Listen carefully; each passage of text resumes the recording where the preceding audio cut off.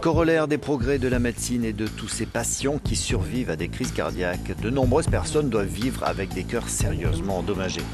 Et du coup, on explore des pistes pour remettre en état ces cœurs brisés. Ainsi, une seringue qui permettrait de vaporiser le cœur de cellules cardiaques en bonne santé. Ces cellules viennent non seulement remplacer les cellules endommagées, mais aussi initier une régénération de la partie abîmée du cœur.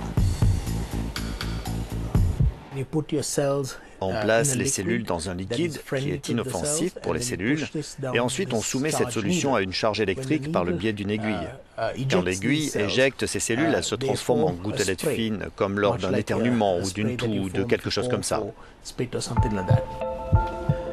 De l'électricité à 10 000 volts passe par l'aiguille pour créer un champ électrique qui contrôle les cellules. Sur ces images, on peut voir des cellules qui grandissent sur un support qui sera greffé sur un cœur.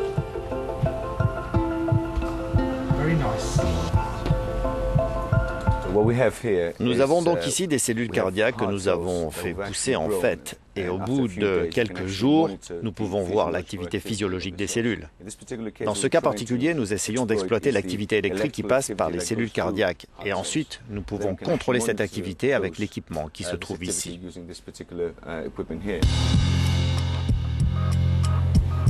Une découverte qui pourrait bien révolutionner la chirurgie cardiaque en évitant parfois de recourir à de lourdes interventions.